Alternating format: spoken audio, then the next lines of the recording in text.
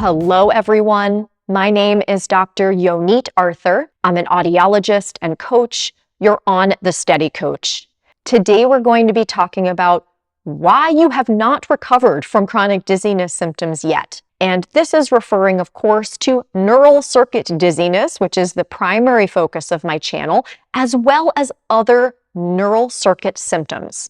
So we're referring to those of you with diagnoses like PPPD, MdDS, vestibular migraine, other medically unexplained chronic dizziness syndromes, including those of you who've had unilateral weakness or vestibular neuritis and you're still dizzy even after doing vestibular rehab.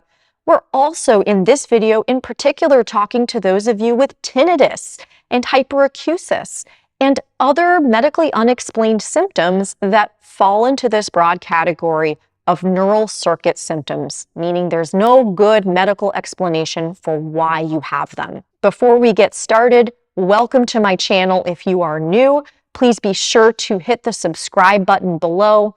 That will allow me to let you know when I release new videos. And you're definitely going to need some context from the rest of my work if this is your first video.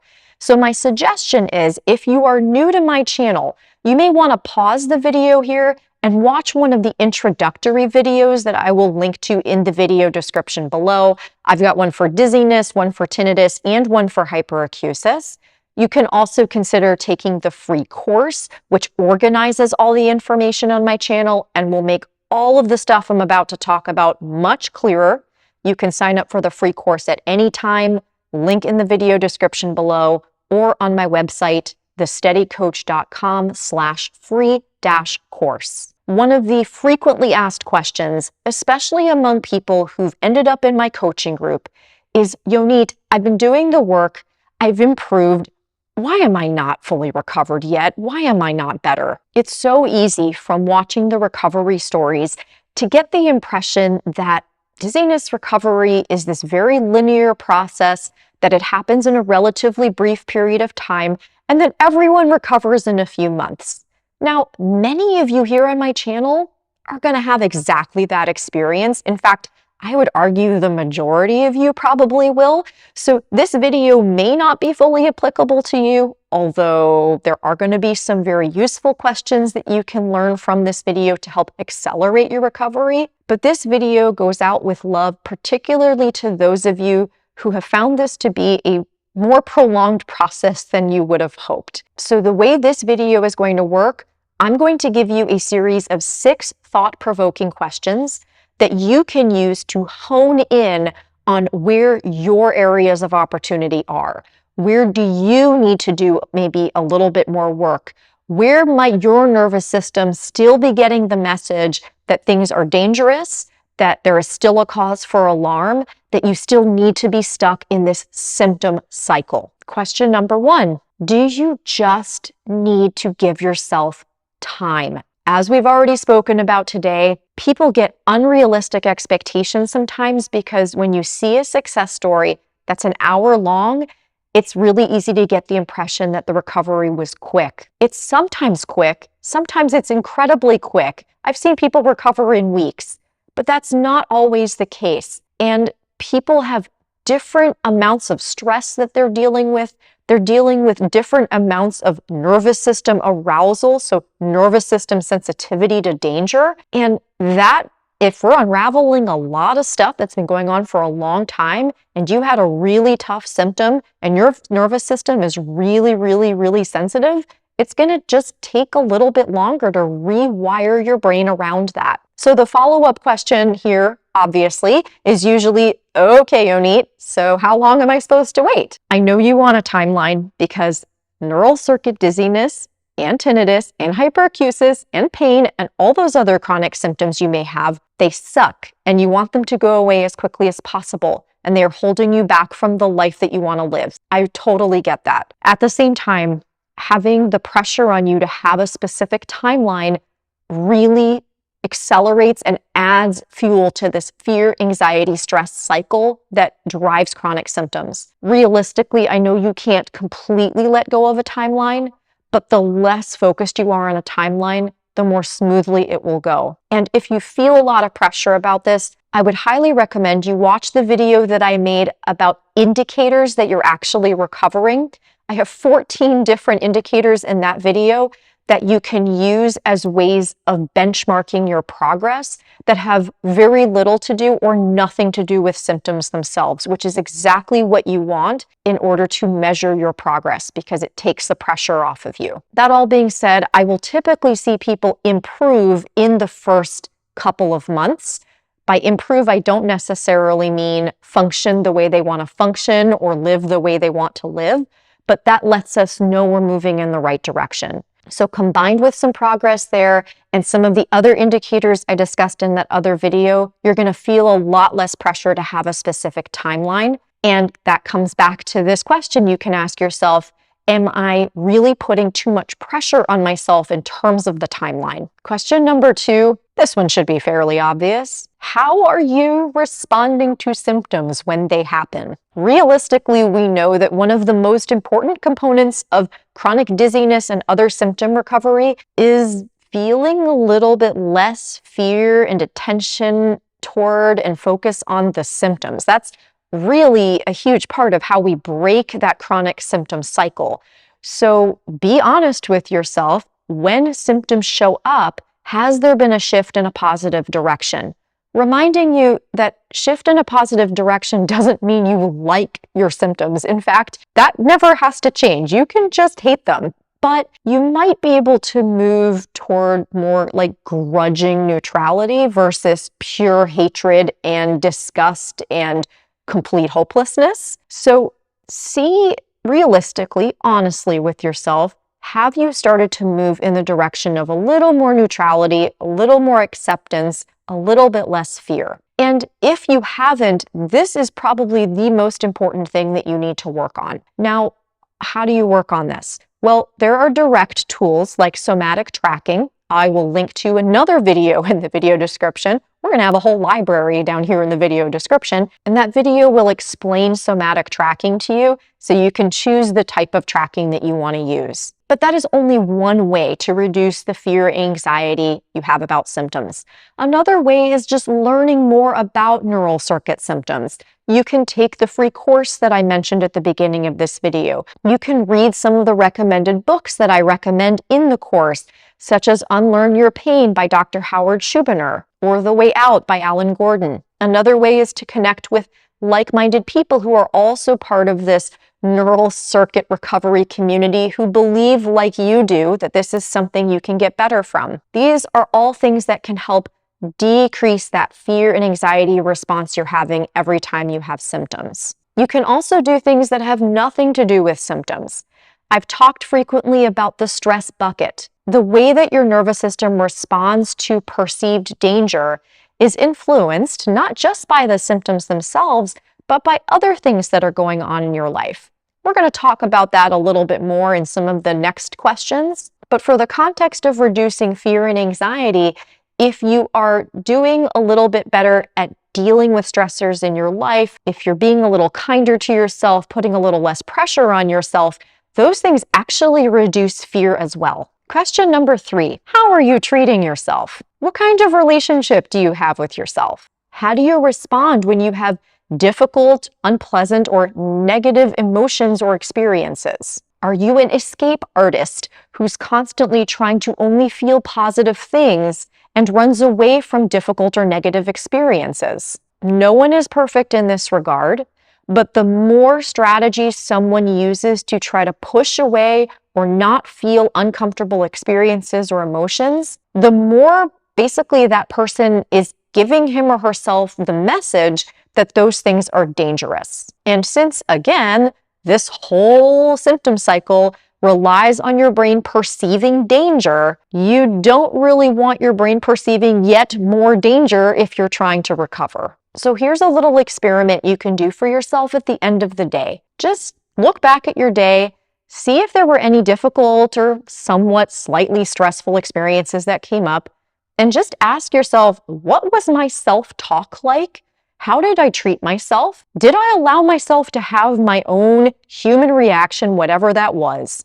So I'm going to give you an example of what kind of relationship between you and yourself we're aiming for. Let's just say you had a really tough day and you come home to your partner and you say, I had a really tough day. And your partner goes, no, you didn't. Everything's fine. You should be grateful that you have all the things that you have. How would that feel? Not so great.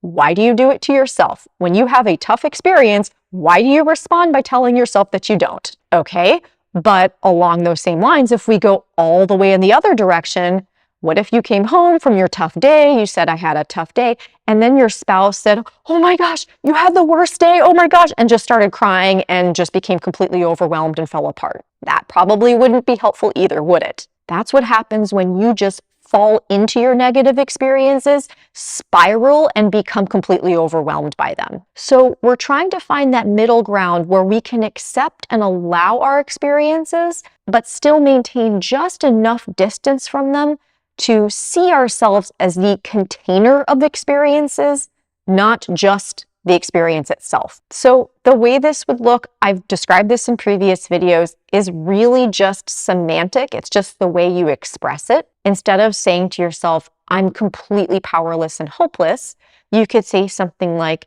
I notice a strong feeling of hopelessness and powerlessness inside me. Or I notice a part of me is feeling hopeless. Or I know there's a part of me carrying a lot of hopelessness right now. Those are describing the same experiences, but in a way that allows you to have a relationship with it, not fall into it and be overwhelmed by it. Number 4, on a related note, what are your relationships like with other people? How are your close, intimate relationships with other people? Are there unaddressed sources of angst and difficulty and resentment in those relationships? Do you have fulfilling relationships with other people? Not to say that relationships are causing neural circuit dizziness, but if you have a major source of resentment and stress from an interpersonal relationship, or you are dealing with a ton of loneliness because you don't feel connected and intimate with other people, those are also danger signals that can feed the chronic symptom cycle. Number 5 is related to the previous one. Are there sources of emotional distress that are still affecting you and have not been resolved? Sometimes that's relationships, as we mentioned in the previous one, and sometimes it's not relationships. One assumption people make that might be worth questioning for you is, did I really work through the stressors that got me here? And I know this can be really tricky, especially for those of you with anxiety. You may hear me say this and just spiral into a never-ending quest, trying to figure out what past stressors and what relationships and what things you did or didn't work on. So if that's you, I actually would prefer that you pause the video here and watch the video I made on health anxiety and OCD, because you're going to want to start somewhere else. But once you've already reached the point where you are farther along in your recovery, it is worth coming back to this, in my opinion. The things that were going on in my life when I started having neural circuit dizziness, or things that were going on in my life previously that may have made my nervous system sensitive, are those still leading to distress for me right now? Now, you may be wondering to yourself, how do I tell if I still have sources of distress in my life? Oh my gosh. First of all, again, before I go into this, I just want to say this is just something to think about. If you're still having chronic dizziness symptoms, it very well may not be this. It could be any of the other questions I'm having you ask yourself. This is just an area for exploration. So this is worth asking, but none of these things mean that you necessarily have distressing life circumstances that you have to go back and experience and dig up in order to get better from this. But here's the way to tell, or at least have some kind of indication, wow, maybe I haven't worked through this stressor after all. The presence of strategies to keep you away from the feelings associated with it, or feeling overwhelmed by feelings associated with it. So if you think back on this experience and you just feel completely just emotionally overwhelmed, that's a pretty good sign that it's not been fully processed yet, or you haven't fully worked through it. And at the same time, sometimes you're going to know that you haven't fully worked through it because you feel absolutely nothing. Or every time you think about it, you find yourself distracted with something else, maybe something super pleasurable that keeps your mind off of it. You don't have to think about it. So it's really generally going to be kind of a middle ground that lets you know you've worked through something. You might absolutely still have feelings about it, but they're not overwhelming. They pass. And at the end, you may feel some sense of a chapter being closed, like, I know what this story meant, and this is what it means for me now in this moment. And number 6, do you have a good sense of what motivates you and what your values are, what your mission is in this world? That may feel like a really big question to ask someone when you're recovering from chronic symptoms, may not even seem relevant, but I've seen in my work people feel stuck sometimes because they do all this other healing work. They actually feel like brand new people. They don't have resentment and anger and all these other stressors anymore. And then they're like, oh my gosh, I don't even know what to do with myself. Like, what does this mean about tomorrow? Like, what do I do from here? They've been so focused on healing and looking back, they don't know how to look forward anymore. And that may be something that you want to spend some time actively working on. The simplest way to do this is to start working on vision and mission statements. I have some thoughts about this in the free course that I mentioned at the beginning of this video. But some people also find that at this point, after having worked through everything else, it's actually when they do need a little bit of coaching because they're still trying to make sense of how all this healing work that they've done ends up leading to the kind of growth that they actually want. They may not have a sense of what that growth is yet. And that can, in some cases, get people feeling a bit stuck in a symptom cycle because it's not really a great feeling to not know where you're headed. That kind of uncertainty can be really, really distressing for people. Uncertainty is very closely related to fear. And of course, as always, fear is such a major driver of chronic dizziness and other symptom cycles. All right, I hope this gave you some really good ideas about where you might need to explore further in order to progress in your recovery. These are the kinds of questions I might ask you if you showed up to coaching with me and said, hey, Yonit, I've been working on this, I've gotten a little better, or I've gotten better, but I still feel like I'm not quite where I need to be. This is the kind of stuff I'd be asking you to explore what I might need to help you work on. So again, I hope this information gives you some ideas of how to start working on those things on your own. Please leave questions and comments below. I love hearing from you. Please also like this video, share it with friends if you think it was helpful, and please also subscribe to my channel. All of these things help me reach more people, and that's really important to me. All right, everyone, I'll see you guys soon. Take care. Bye.